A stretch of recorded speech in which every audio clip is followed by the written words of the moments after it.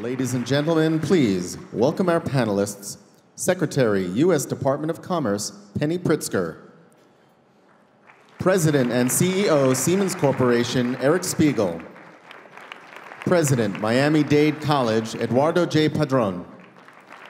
Systems and Hardware Analyst, New York Presbyterian Hospital, Tiffany Lewin. Founding Principal, P-Tech, New York City Department of Education, Rashid Farad Davis. And our moderator, Vice Chair, Clinton Foundation, Chelsea Clinton. Thank you. Good afternoon. I want to first add my voice to the chorus of my parents and thank Governor Hickenlooper, Colorado, the city of Denver for the warm and enthusiastic welcome that we've received over the last few days. We're thrilled that CGI America is taking place here, particularly given all of the exciting work that the state and the city have helped catalyze on so many issues that we focus on here at CGI America. I am going to sort of ex post facto defer to my mother's remarks as having to frame this conversation so that we can just jump right into it. But before I ask the first question, I hope that all of you will join the conversation by going to bing.com/CGI. We'll be using Microsoft's Bing Pulse technology to engage the audience both here in the room and on live stream throughout our dialogue this afternoon so that we can see what we're doing that you find engaging. And if we trend too far off topic, we hope that you'll tell us so that we can quickly divert back. Rashid, I want to start with you, given that you work with the youngest youth of all of our panelists. The P-Tech model has received a lot of attention, and yet I bet there are a lot of people in the room who may not know what it is. So could you explain the P-Tech model and also talk about whether or not you think it's scalable and replicable, whether in New York City, where we both live, or across the country?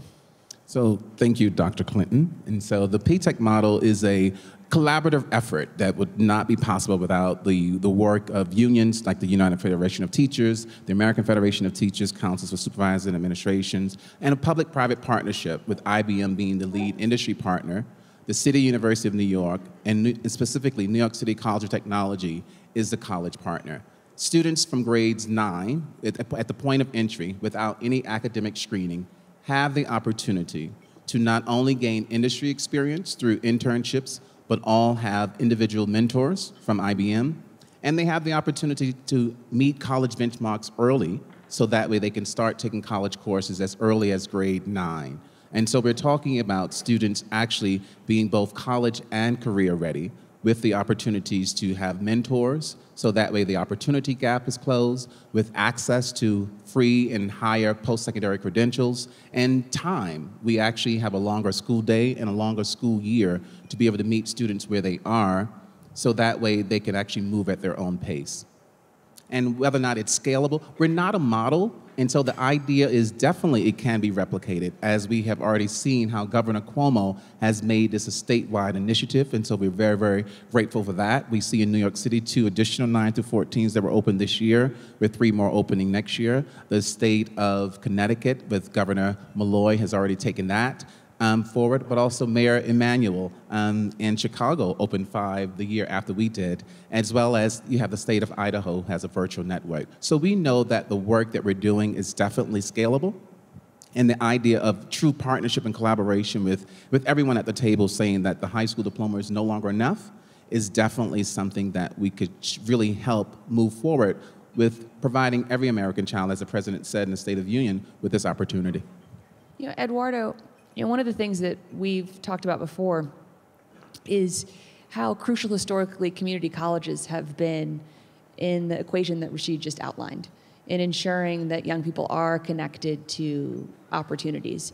And yet, because of a myriad of factors, state budget cuts, as well as kind of the rising cost of college for so many students, it's taking community college students longer and longer to graduate, so that by the time they finish 6 or 7 years after they've started, their degrees aren't as relevant as they may have been when they entered into their programs. How are you thinking about that at Miami-Dade in ensuring that, when students not only come into your doors, but exit, they're ready for the same types of jobs that the students who leave P-Tech are? Well, I think when you think of the students that we're serving, for example, in the case of Miami-Dade College, 90% of my students come from minority groups. 67% are low income. Most of them are first-generation college students. A great majority are immigrants. They have to work and go to school, and they come unprepared for college.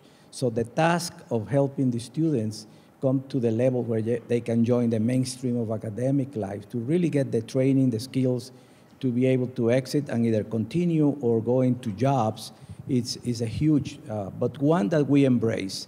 And we need to understand that as we move into the knowledge economy of the 21st century, where every American needs to have the training that is needed in order to support their families, in order to enjoy the fruits of progress of our great society, we cannot afford to leave anybody behind. And that's why community colleges are so vital. They are the dream factories where people with no means may come and really allow them to succeed in life. And it's tough because these students have a lot of responsibilities.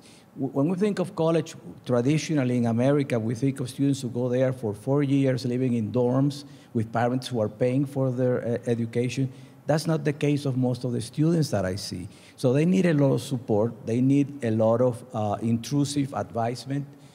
We need to make sure that, first of all, we create a culture of success where failure is not an option, where they begin to believe in themselves because for so many years they have been told they cannot succeed and that college is not for them. So finally, they are a place where they are embraced, a culture of success, and that's where decisions are made based on the evidence of the students that we have. All that put together with dedicated faculty, with a community where the business community is a participant, providing internship opportunities, which so many of the programs that have been displayed here at CGI basically emphasize that is key. That opportunity to go into a business and have the ability to learn and to contribute to that business changes the whole equation. So we have been very successful in this, but still have a long way to go. And community colleges all throughout the nation are really trying hard under the worst of circumstances. They are mostly underfunded, and they are working with the students that many other institutions would not even touch. It's the most non-selective, more democratic, non-elitist institution that you can find anywhere in the country.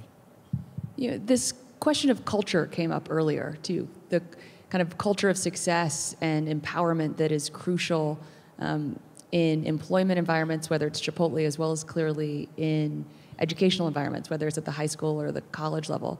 And Tiffany, I think you felt that way at Per Scholas, too, that not only were the skills that you learned so crucial, but also sort of the expectations and the support around you was fundamental. So could you talk a little bit about the Per Scholas program and what you hope now as someone who's benefited kind of will be the next generation of efforts like that?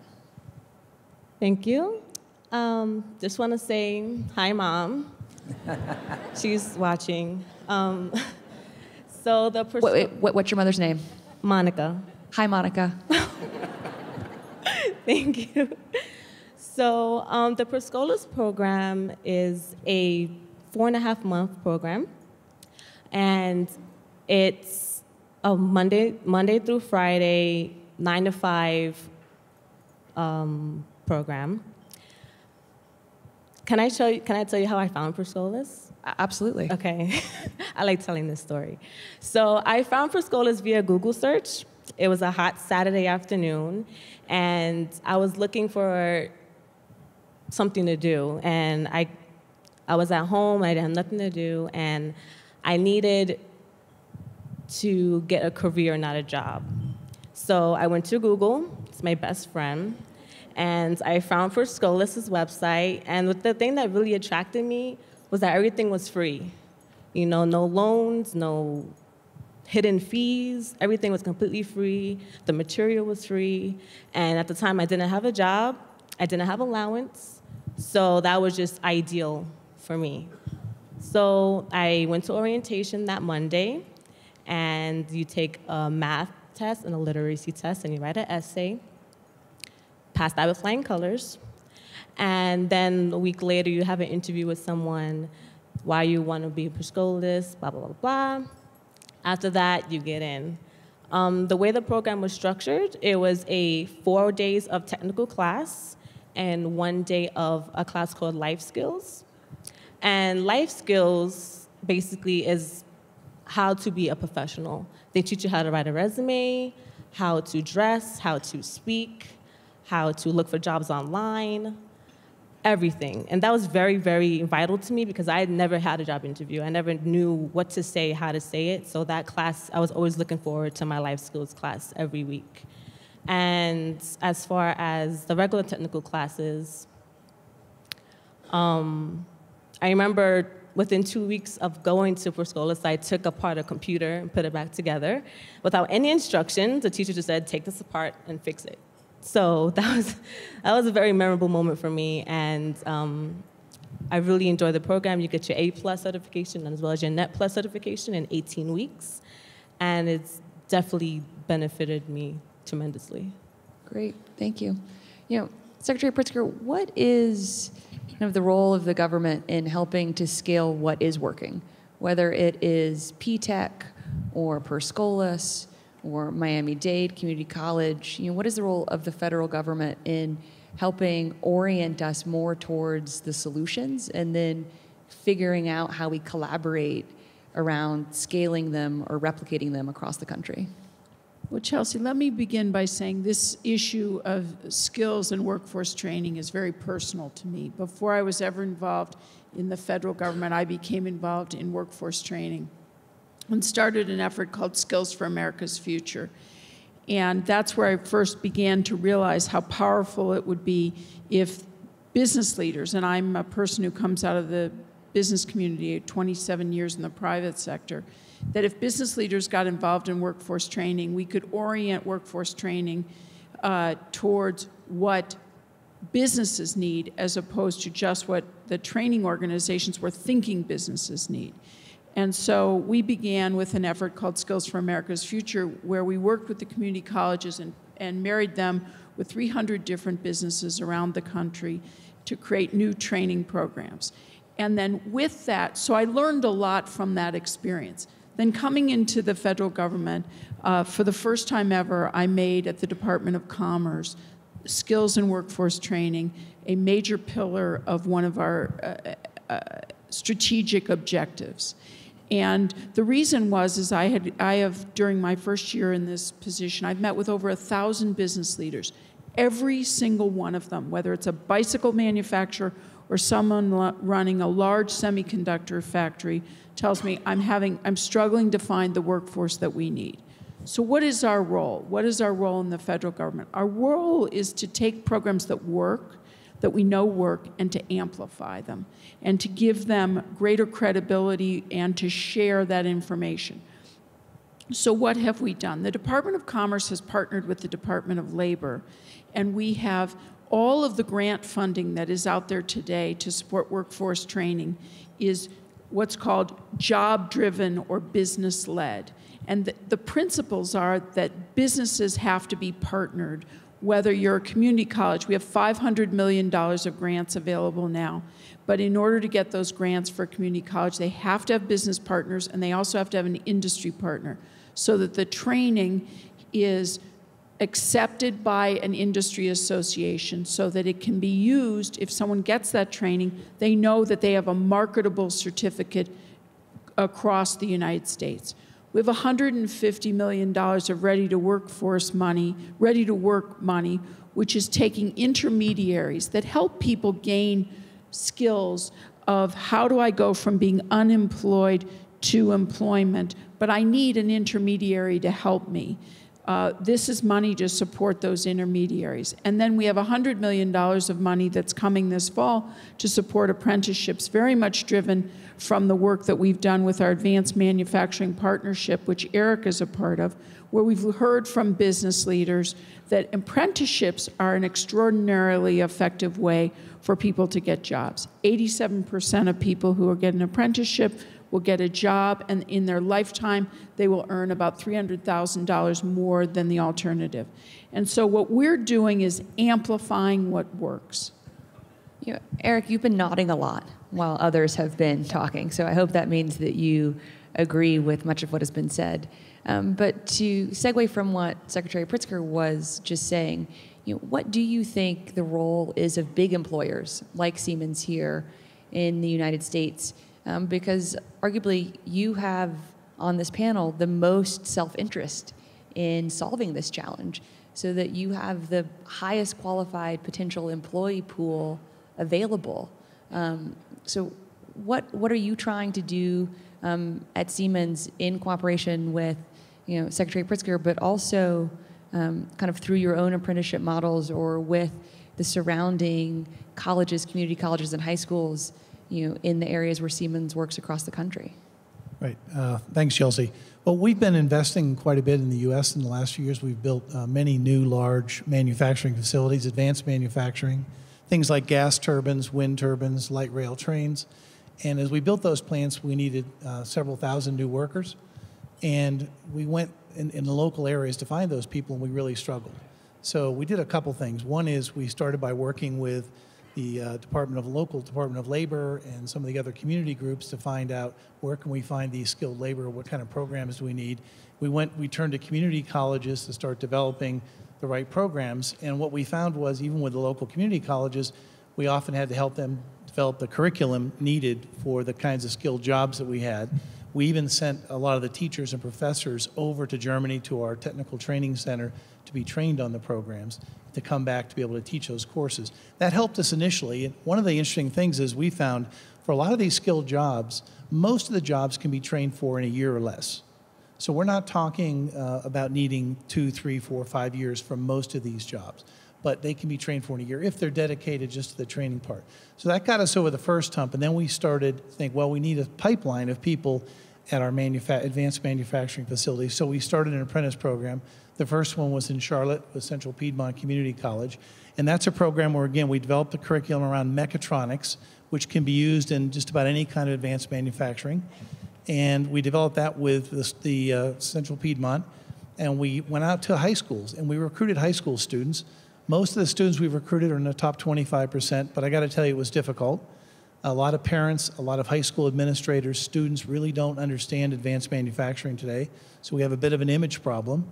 But when they got out there... And is that an image problem because they think it won't be a real career pathway for them? I mean, why is that a particular challenge? I think it's a couple of issues. One is, I think a lot of them have images of what they've heard from their parents and their grandparents, that it's a dirty job, it's not safe, it's maybe low paying, it's low skilled.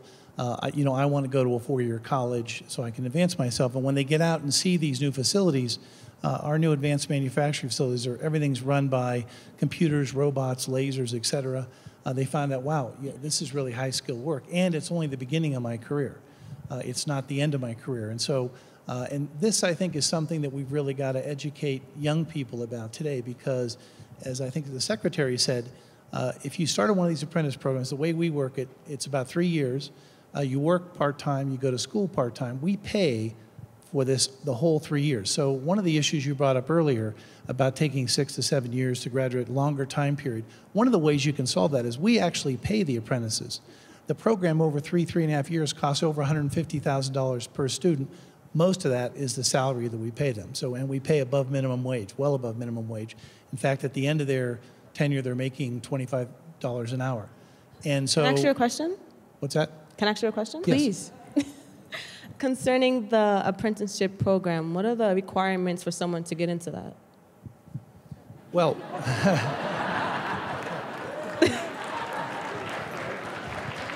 just I'll give you asking. my card afterwards. Well, we screen people at high schools, basically high school diploma, but as I said, most of the people are from the other top. They have to have pretty strong math skills, some technical background, but nothing more than sort of the normal high school graduate does. But for the jobs that they do go into, they do need some training beyond that, and that's why we have that. We really believe the work-based training along with the classroom-based training is the way to go. And you know, the U.S. has fallen way behind in work-based training for high school students. We're 29th out of 29 countries in the OECD now in terms of training high school students in these technical skills. We've sort of given up on the technical vocational track, and we need to get that back. Where clearly Germany is a leader, so it's not surprising that you send community college teachers to Germany. You know, Rashid. You mentioned the idea of culture, and I just want to mention the importance of having industry at the table and doing a skills mapping, so that way you're working backwards from knowing the skills that are needed in industry and making sure that that post-secondary credential actually has a combination of not just a classroom reality, but also the skills that are needed. And in terms of completion, by having what we're doing with a blended opportunity, with dual credit opportunities, we have students right now at 25% of our students at the end of the third year have more than 25% of the degree completed. One in particular student who comes from immigrant parents, Michelle, she's 60% of her degree completed. And I have a young man who travels from the Bronx, and he's 58% of his degree completed. So we know that the opportunity of trying to create that culture that blends the not business as usual run of schools really makes a difference in terms of trying to prepare students to be both college and career ready. You know, I want to just talk a little bit more about something that you raised, this issue of the image problem in manufacturing.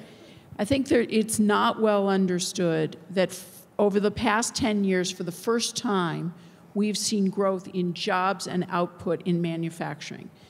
Just since 2009, 640,000 jobs created in manufacturing. But what we've spent the previous decades doing is telling people that's a terrible career and it's not something that you can spend your life in. And that is wrong today. And we need to address this image problem. And there's a couple things that we're doing, but we need help. One is Manufacturing Day. October 3rd is our Manufacturing Day. We're trying to get 1,500 manufacturers in the United States to open their doors to school children, young people, 5th, 6th, 7th, 8th, 9th grade, to understand that today's manufacturing is not dark and dangerous, but rather is a really interesting career opportunity. But we need help because there's just been this misperception that exists out there. And as much as the young people need to see it, parents need to be exposed to it, and guidance counselors.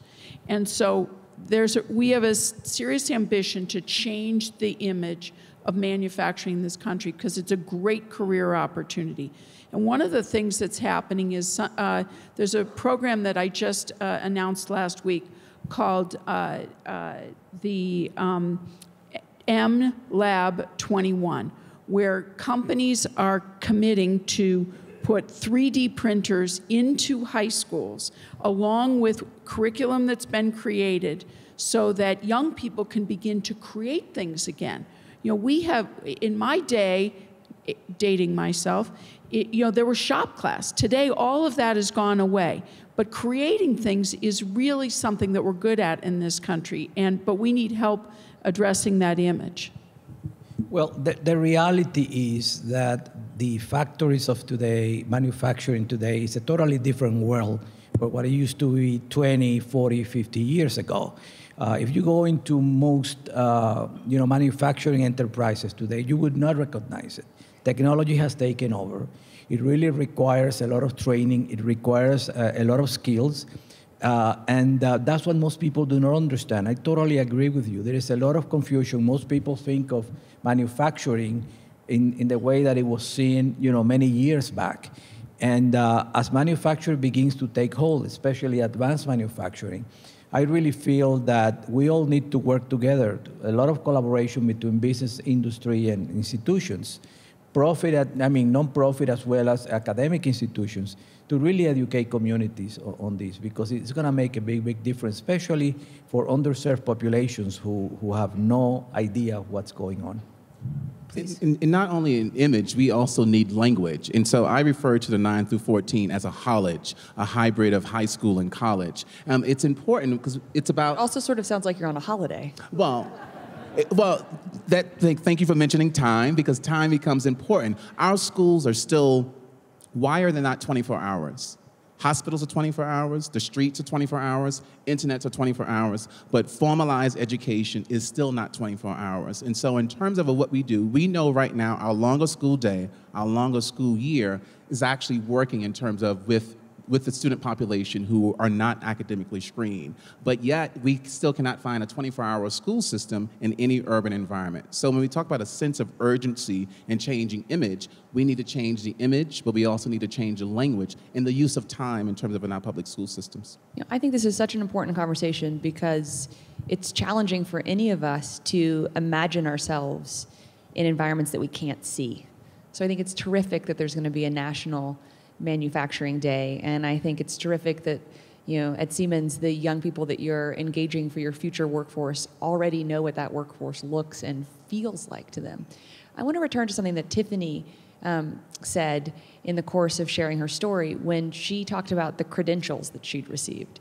This question of credentials is a pretty fundamental one. There's a good understanding of what it means to have a college degree, and yet there is still an insufficient understanding of what it means to have either of the credentials that Tiffany mentioned or the credentials that might be available at Miami-Dade County or that someone who graduates from the Siemens program might have. So how do we solve that so that we have the same kind of national literacy around technical or manufacturing-based credentials as we do around more traditional college-based credentials? Well, I believe that college is not always necessary. Degrees are not always necessary. There's certifications in every aspect of career that you could possibly get from vocational schools or high schools or on your own time. You don't have to go to actual school to get that, to learn something new. But solving the problem, I'm not sure. Secretary Pritzker? Well, one of the things that we're encouraging is the Business Roundtable in Washington has partnered up with 21 different industry associations to create different credentials for different sectors of the economy. The idea being that so that credentials are nationally recognized and also that they're portable, so that if I get a credential, it is something that I can use across the country. The other idea is that credentials are stackable. In other words, and this is something I know Eduardo knows very well. In other words, it's not realistic to assume most people are going to get a credential and then get another credential, get another credential. What they're going to do is get a credential, be in the workforce, maybe earn them the ability to either at night get additional education or on weekends, or maybe they have the ability to go out of the workforce and get a second credential. It needs to be stackable so you don't have to repeat coursework that you, and we're working very hard to get this industry recognized credentialing system up and operating, working with the BRT. I know Eric's very involved in this. Yeah, if you want to make, the credentialing is very important, and I think as the Secretary mentioned, the Business Roundtable is working with the industry associations and companies to develop this set of skills and credentials so that we can make those things portable. This is a place where I think both the federal government and the state government can also play a role. These jobs and these skills need to be business-led and demand-driven. Where are the jobs today?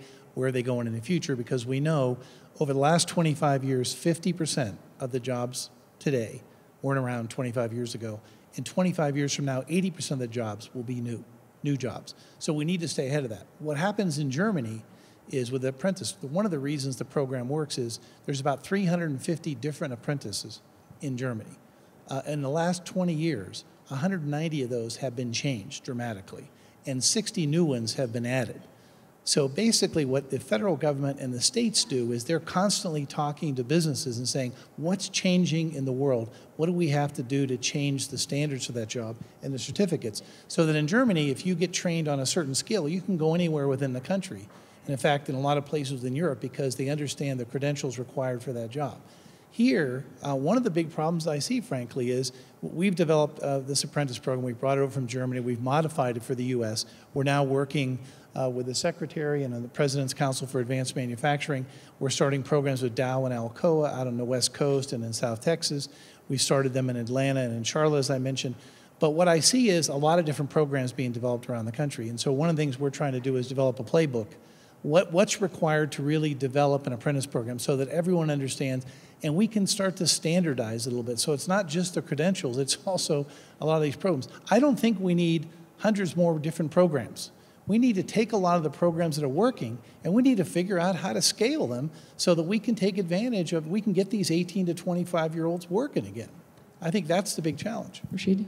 Chelsea, messaging is very important. And whenever we mention the word credential, for the gifted and talented parent from 3rd grade, they're not thinking of that child only getting a certificate. They're thinking a 4-year degree, a doctorate. And so as P-Tech, we knew we wanted the Associate in Applied Science to be our CTE credential, because we wanted to make sure that students had the opportunity to continue their learning if they wanted a 4-year degree. You need to explain what that means, maybe. Okay, so I'm sorry. So many CTE schools, you can get some certification in terms of that does not require a 2-year college degree. And it could be, whether it could be Adobe, Photoshop, it could be A+ certification, and that could get you skills that the industry recognizes to give you gainful, meaningful employment.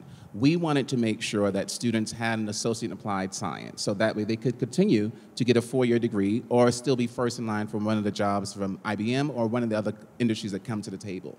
We know that it's very important messaging to parents not to think that career and technical education is for someone else's child or not for the children who are not used to rigorous work. And when we say credential, we just want to make sure that we're messaging to parents that this is not a low-performing career opportunity.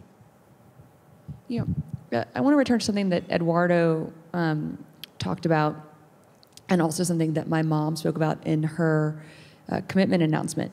Whether it is ensuring that low-income Americans, minority Americans, or girls are engaged in these efforts, we know that we're not where we need to be sufficient to having a real meritocracy. That for the last 20 years, women have held pretty steady at 20% of computer science-related jobs.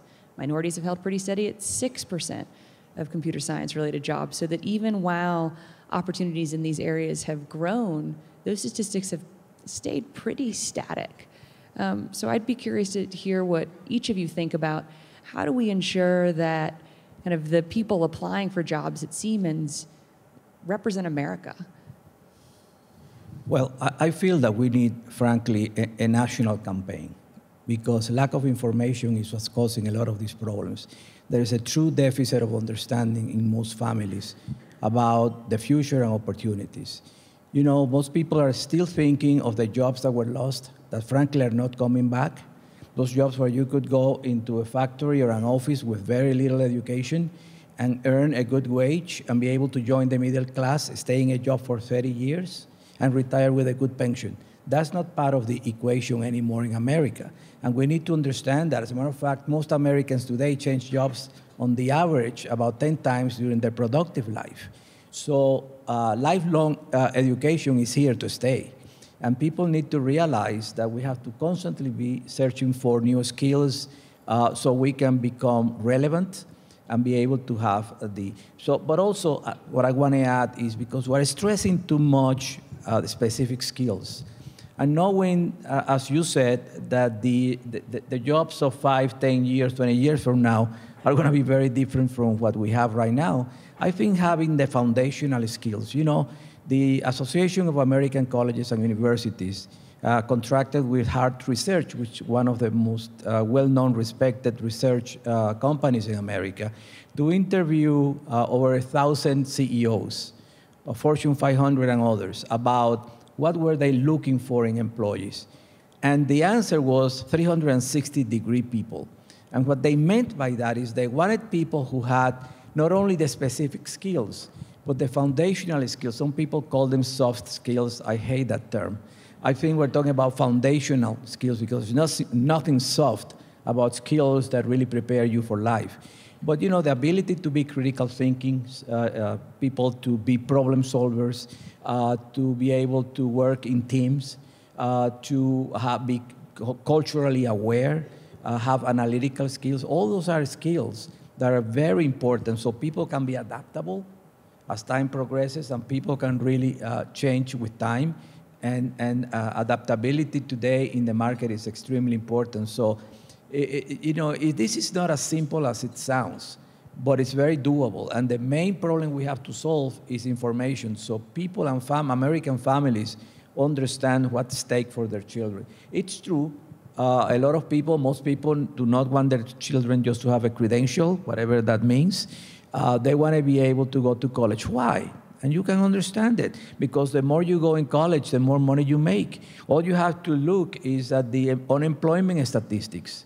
I mean, high school graduates or high school dropouts have about 3 times the unemployment rate of people with a college degree.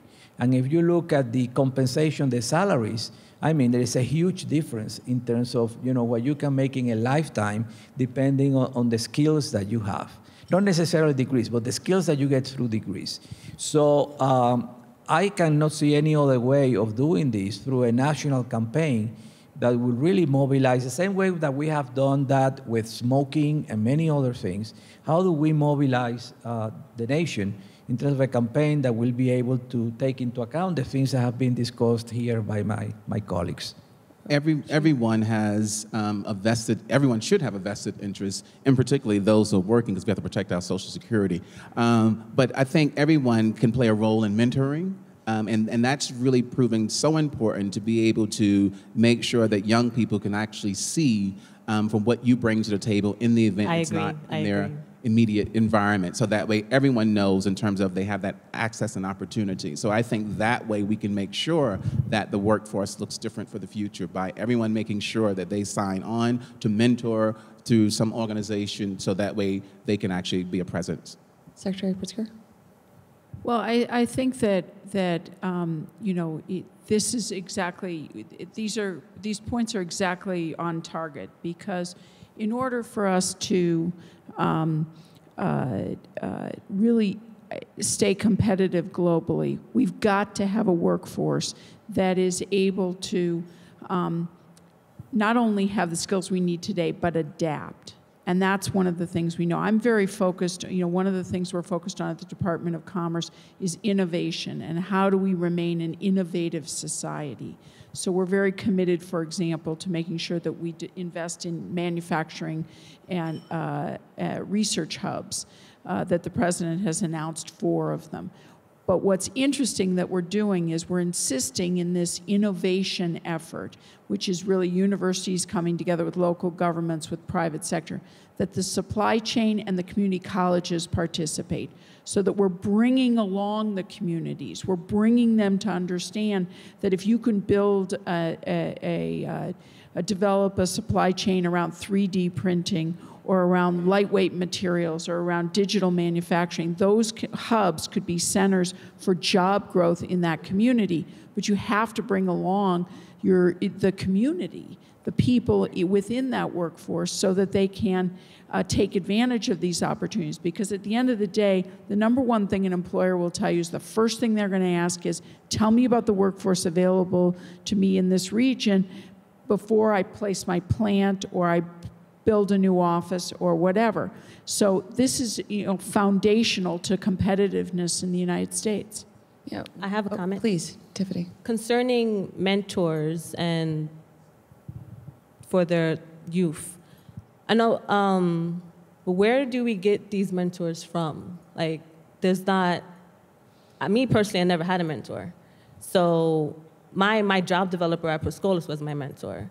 But going like outside of school and work, where would we get these mentors from? That's my question. If anyone has Thoughts? A comment. Eric or Secretary Pritzker or Rashid? Where would you get the mentors? Mentors from. Well, maybe I can react to that, because I can tell you at my institution, we wouldn't begin to do the job if it were not because of the collaboration with business and industry and the non-profit organizations in town. Let me give you one example. with so many of our students being low income, when a student that has to go to an emergency room or has a raise in rent is enough of a reason to have to drop out because he has to work more hours. Having an organization like Single Stop, which I think is represented here and has made a tremendous commitment, that allowed through a very simple process of a new software they have developed for the student to be able to tap into the poverty safety net.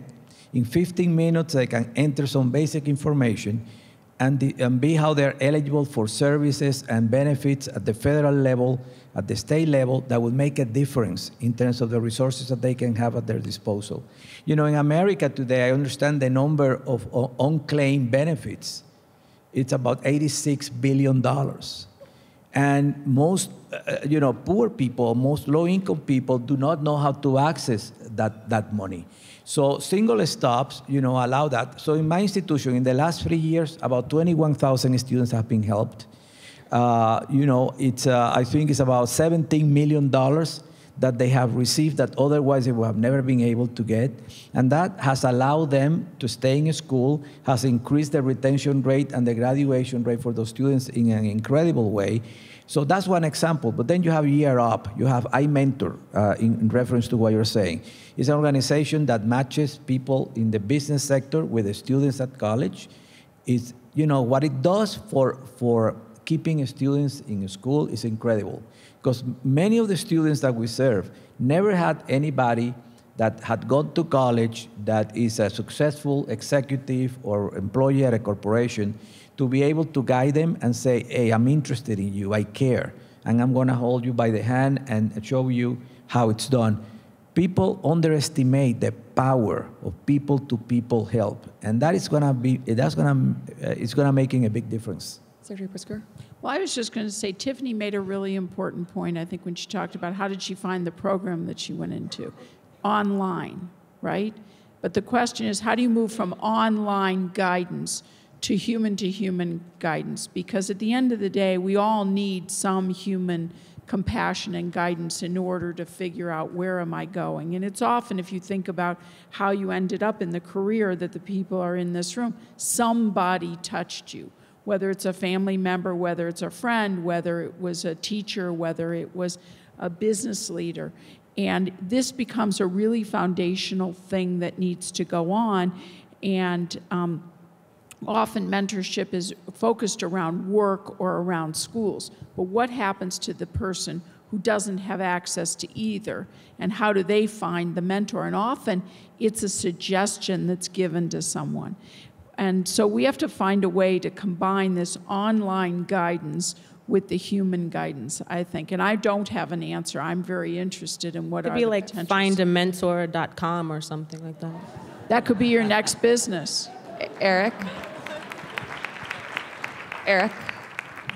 You have a lot of good ideas. Talk to you afterwards. Maybe just turn things around, because I think there's a couple of good points being made. You asked, what can government do? And I think government can do some things, but ultimately, as I said before, I think this needs to be business-led. And I think there's several things that businesses can do to show more leadership. So 3 areas. One is, recently on the Business Roundtable, we surveyed all of the companies in the Business Roundtable, which is about 250 companies, mostly the largest companies in the country.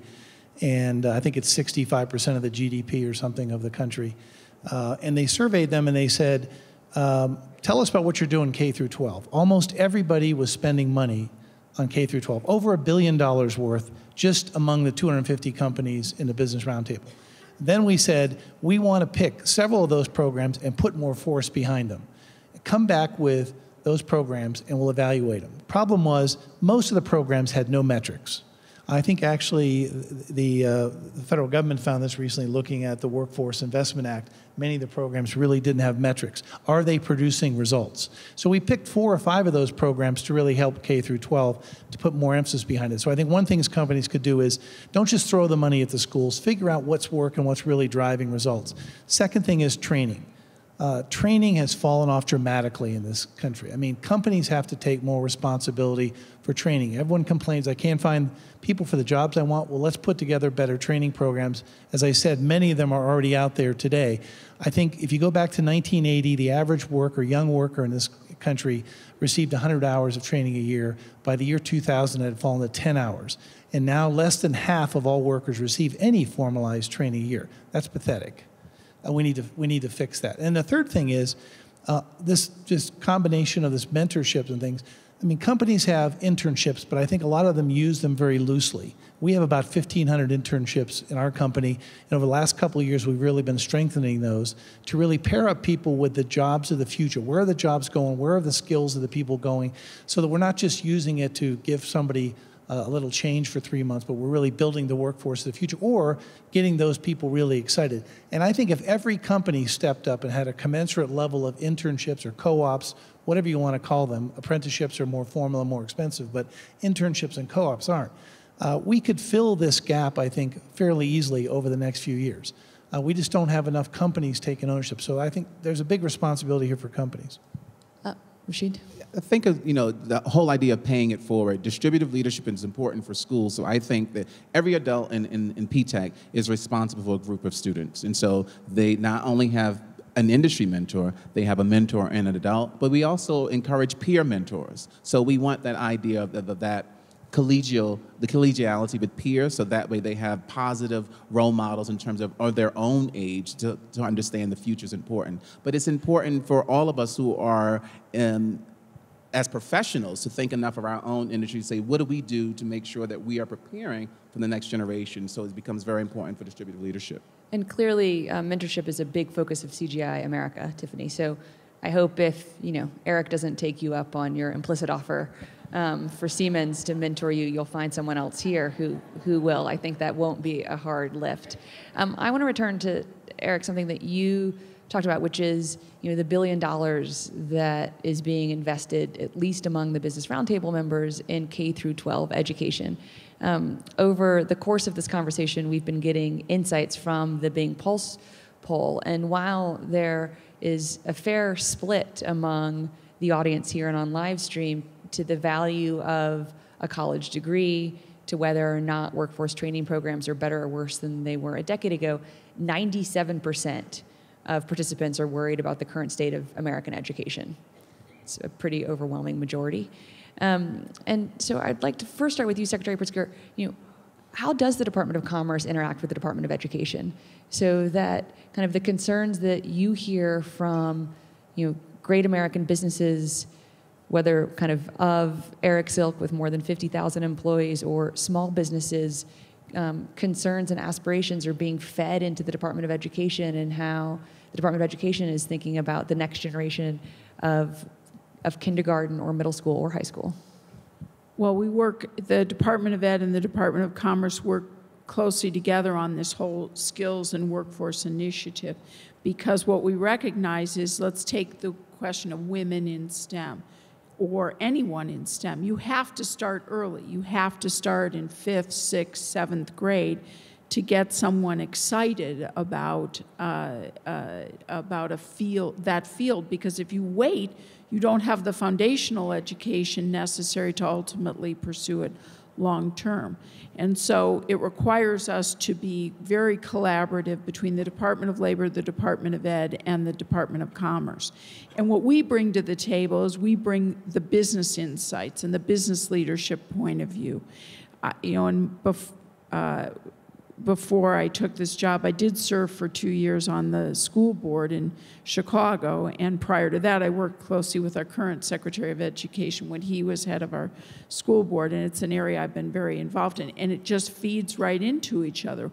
In Chicago, we created 5 P-TECH schools. We saw that benefit. And so we've taken all of that experience and have tried to make sure that the programs that the Department of Ed and the Department of Labor and the Department of Commerce are doing are connected with one another, that they're not just standalone in silos. We're working together to make sure that we're addressing, STEM at an early age, as well as STEM in community colleges, as well as STEM in workforce training. So it's a collaborative effort. I want to add one thing, Chelsea. We in the federal government need advice too. I know young people need advice, but I have something that's just right now getting revitalized called the National Advisory Council on Innovation and Entrepreneurship. And it's not only going to advise the Department of Commerce and me on opportunities for innovation, entrepreneurship, manufacturing, but it's also, we're really focused on developing, programs in 21st century skills training. Not so much developing new programs, but amplifying existing programs. So if there's anybody in this audience who wants to participate and be advising us, there's a Federal Registry notice open now, and we would love, we need talent to help us so that we get the benefit of the best thinking in this room. Can I just the question about the college degree, which I think is being debated heavily these days. I think there's no doubt about the value of a college degree. I think a lot of the data demonstrates that. If I take a look at the several thousand jobs that we have open right now at Siemens, something like over 2/3, 70% of them require at least a four-year degree or more. But over 90% of them require at least an associate's degree or more, so a 2-year associate's degree or whatever. So quite a few jobs out there that require just an associate's degree. There are no jobs for anyone without a high school diploma, and there are almost no jobs for someone with just a high school diploma. This is only going to get worse. If you go back to 1980, over 80% of the jobs in this country you could have with just a high school diploma. That's now dropped below 40%. Okay, so we need to find a way to upskill all of these people that either don't have high school diplomas or just have a high school diploma. But it doesn't take years and years. It can be focused, and that's why we think the apprentice model for high school students is a good one, because you can do it rather quickly in, say, 3 years, and you get paid while you're doing it. In Germany, as an example, just go back there again, they have a dual track. 60% of high school students in Germany go the technical track. Only 40% go the university track. A lot of the senior executives at Siemens around the world, we have at any one time 10,000 apprentices in Germany. Around the world, many of the senior executives started out on the apprentice track. They see it as the first step in their career, not the end of their career. And many of them continue their education, continue their jobs, and move on to be senior executives or whatever. So I think that's one of the things we need to communicate better to parents and administrators and students. Tiffany, in our last few minutes, I want to ask one final question of the whole panel. But before I do that, do you see yourself now as a mentor for young people? And do you now have friends coming to you to ask about the Per Scholas program? Are you a role model now? Absolutely. My brother, he just graduated middle school yesterday, and he wants to be a video game programmer. So he's going to high school for that, trying to follow in my footsteps. So I'm his role model. And as well as all the females in the IT field, because there's not enough of us, we all know that. I'm a role model for all of them. And I think, as what you said, with starting early on, because I got my first computer when I was like 7 years old, and ever since then I've been a geek. So that was definitely my starting point when I got my first machine. And it's very, very, very crucial to start younger and have your brain develop those technical skills at a younger age. I also got my first computer when I was 7. Oh my God, that's so cool. I got mine from Santa Claus. In our just last minute, quickly, for each of you, are you optimistic about where we are as a country in terms of education and workforce development or not? Rashid?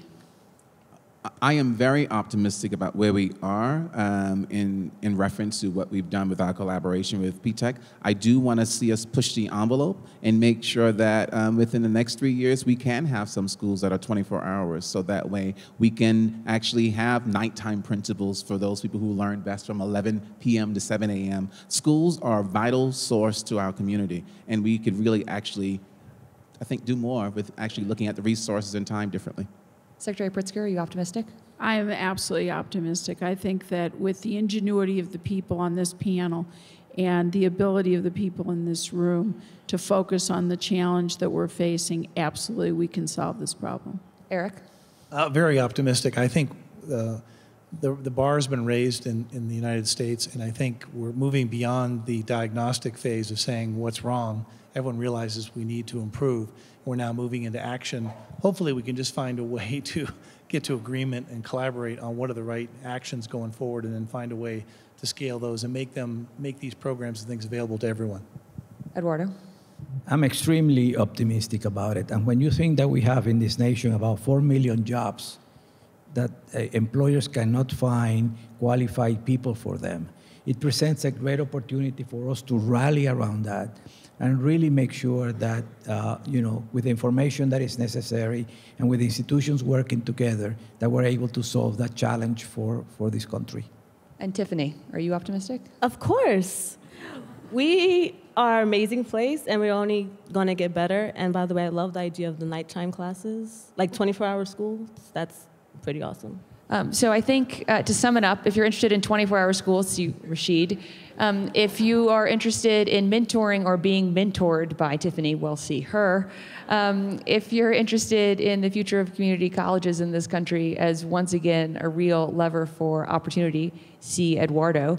If you think you have the best ideas for K through 12 education where businesses should be investing, see Eric. And if you have suggestions for innovation or you're willing to sign up for the October 3rd National Manufacturing Day, see Penny. So please, I hope at least some of you will take our panelists up on their various offers. I want to once again thank our panelists and thank our audience for participating in this afternoon's conversation. Thank you very much.